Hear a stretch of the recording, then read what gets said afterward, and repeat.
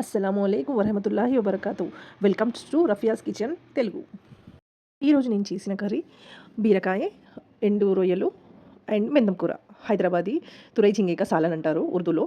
So బీరకాయ, ఎండు రొయ్యలు, మెంతం కూర కర్రీ. సో స్టార్ట్ చేద్దామా?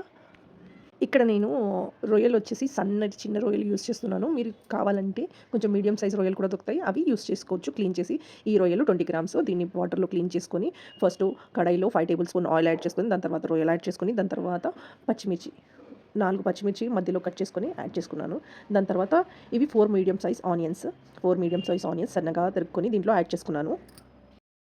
ఆనియన్స్ కొంచెం బ్రౌన్ అయిన తర్వాత దీంట్లో మెంతం కూర యాడ్ చేశాను. మెంతం కూర వచ్చేసి ఒక కట్ట అంటే పెద్ద మెంతం కూర కట్టలో హాఫ్ కట్ట అనుకోండి. మీరు కావాలంటే చిన్న మెంతం కూర కూడా యూస్ చేసుకోవచ్చు. నేను ఇక్కడ పెద్ద మెంతం కూర యూస్ చేశాను.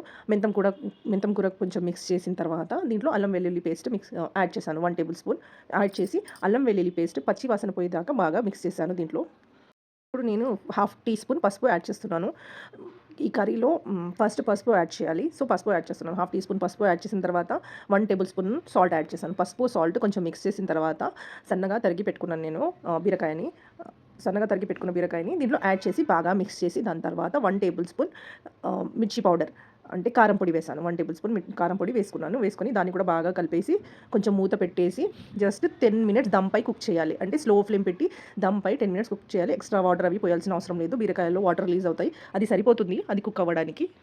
చూడండి బీరకాయలో ఎలాగ వాటర్ రిలీజ్ అయ్యాయో, ఈ వాటర్ మొత్తం ఇంకిపోయే వరకు మతలబ్ ఎవాపరేట్ అయ్యే వరకు మొత్తం దగ్గరికి వచ్చే వరకు కర్రీ మిక్స్ చేస్తూ కలుపుతూ వాటర్ దగ్గరికి అయ్యే వరకు మీరు కుక్ చేయాలి. ఇంకా దానిపైన ఆయిల్ మొత్తం కనిపించాలి మీకు. అప్పుడు కర్రీ డన్ అయిపోయింది అన్నట్టు.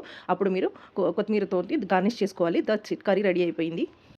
కూడా ట్రై చేయండి బీరకాయ ప్రాన్స్ కర్రీ. నాకు కమెంట్ చేయండి ఎలా వచ్చిందో, లైక్ చేయండి నా రెసిపీకి. Thanks for watching my videos. జాజకల్లా ఖైర్.